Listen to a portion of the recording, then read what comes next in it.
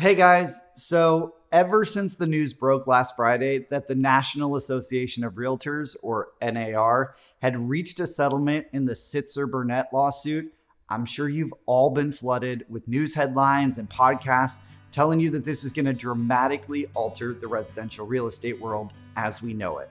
But I'm an optimistic realist, so I see things differently, and I wanted to offer an alternative to the sensationalized headlines and misreported stories of late.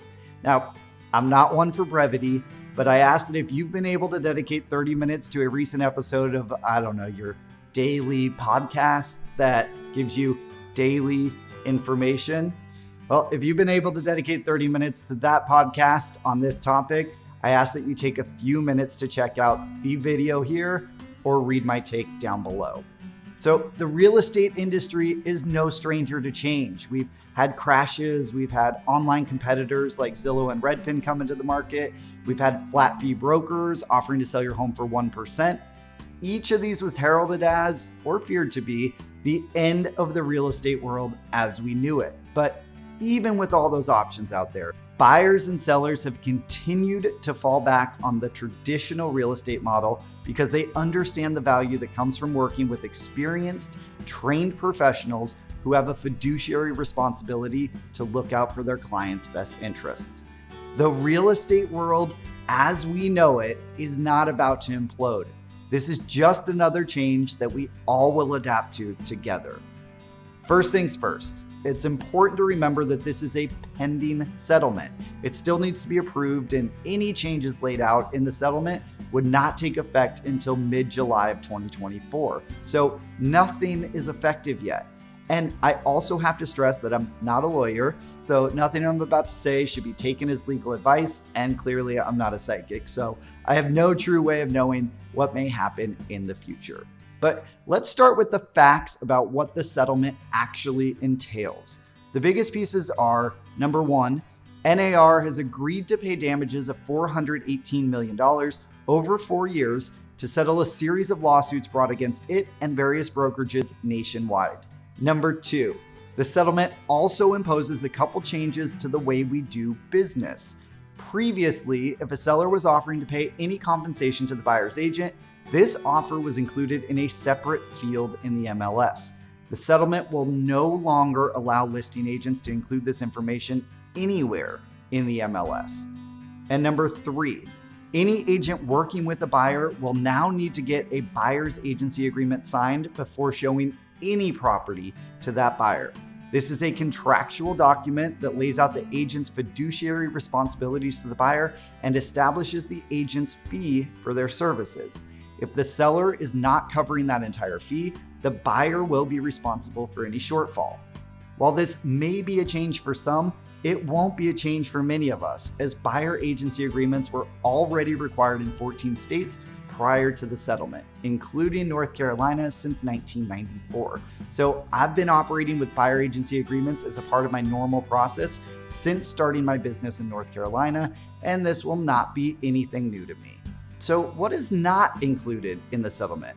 Those were just the two biggest changes that the settlement dictates. And if you're scratching your head wondering where this settlement calls for the end of commissions, like all the headlines have been saying, I don't blame you.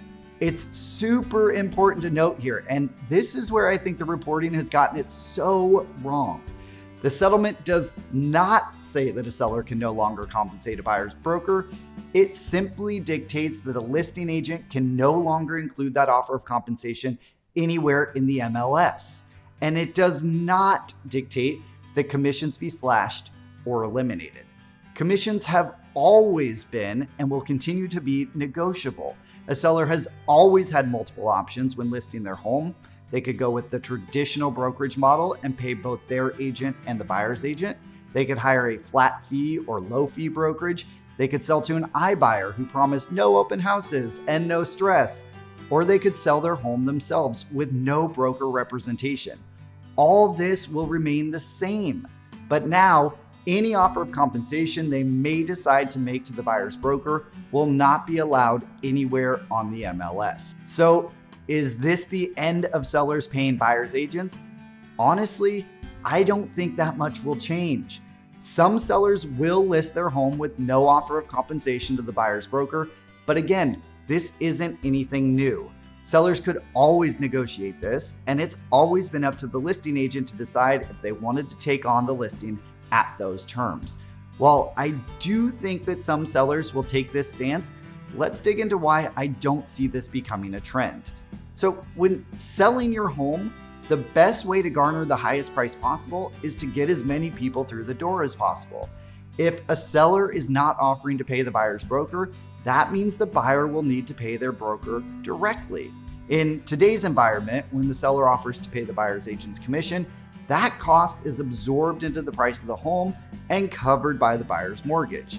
But the way the rules stand today, buyer paid commissions cannot be folded into a mortgage. So those funds would need to come directly out of the buyer's pocket at closing. That means the buyer will have less cash for a down payment, which in turn reduces the price that a buyer can afford to pay for a property. That's a guaranteed way to drive down the sales price of a home. So will home prices drop like everyone's saying? There's a lot to unpack in that question, so let's break it down. First off, we're in an incredibly tight inventory market right now, with the US at an overall 3.2 million unit deficit to meet housing demand. That figure alone tells me that prices aren't going to drop much on average across the US. Number two, even if a seller were to discount their home by, say, 3% to account for not paying the buyer's broker, most buyers would still end up paying more out of pocket and demanding even steeper price cuts. What do I mean? Well, get ready for my nerdy numbers side. So let's take a buyer who's putting 20% down on a house that would sell for $500,000 in today's market. That would mean a $100,000 down payment plus any additional closing costs. Now, let's play out the new reality where the seller reduces the listing price by 3%, bringing it to $485,000. The buyer's down payment would now be $97,000, which is only $3,000 less than before. On top of that, the buyer would now have to pay their own agent. Let's say it's 3% for argument's sake, or $14,550. That brings the buyer's total outlay to $111,550 versus $100,000 in today's world. That's 11% more. To account for this, buyers would demand more of a price decrease than the measly 3%, which wouldn't make any financial sense to the seller. They'd just as well pay the buyer's broker's commission and get the original $500,000. So if a seller would need to reduce their home price by more than the buyer's agent's commission, what would entice them to stray from the current model? And finally, number three, with the elimination of the offer of commission to the buyer's agent in the MLS, it will now be even harder to distinguish between home sales that include a buyer's agent's commission and those that don't. So if a buyer can't factor this into their analysis when looking at comparable homes, how will they be able to use it as a negotiating tool to justify a lower price? And if buyers don't know which comparable recent sales included a buyer's agent's commission and which didn't, why would a seller have any incentive to bring their property to market at a reduced price? So, unlike many of the sensationalized headlines, I don't see sellers cutting off all offers of commission to buyer's agents, and I definitely don't see home prices falling because of this settlement. I also don't see the real estate world imploding or real estate agents disappearing like travel agents. Let's be clear, unlike booking a vacation, which takes a couple hours to do on your own, buying a home is one of the most important financial decisions of a person's life, whether on the buy side or the sale side. The process takes weeks, months, or even years, and it involves so many nuanced facets that many people have no expertise in. Taxes, zoning, inspections, property rights, construction, just to name a few. We don't have TripAdvisor for individual home reviews, but we do have real estate agents who are there to look out for your best interests and bring in the experts that you'll need throughout the process. We understand and have navigated the nuances so we can better guide you through them. We have our finger on the pulse of the market so we can better advise you on what's working and what's not when it comes to making offers and winning. We've seen hundreds of inspection reports and know how to decipher between the red flags and the run of the mill so you don't have to overanalyze. We know how to keep the deal on track and get to the finish line so you can cross the threshold into your new home. But let's be honest, working with a real estate agent isn't everyone's cup of tea. And those buyers and sellers who want to go it alone have always had and will continue to have that option. Even with all those alternatives out there, the traditional model has stayed and even thrived because of the value that listing and buyer agents bring to their respective clients. Remember, if you buy without representation and work directly with the listing agent, that agent has a fiduciary responsibility to the seller, not to you. They have no obligation to get you the best deal or to fight for you when the inspection report reveals items that you weren't expecting. Their duty is to protect the seller. They have no responsibility to protect your due diligence fee or strategize with you on the offer. They are working to get the seller the best possible terms. So, what's this mean for you and me? Well, I don't know exactly what the future of home buying will look like with the NAR settlement, but I do know the value I bring to my clients, and that will not change. I am committed to being your trusted advisor, your coach, your guide, and yes, even your therapist when we hit those rocky patches together. I can't thank you all enough for your trust and confidence in me over the past 7 years. I definitely don't take it for granted.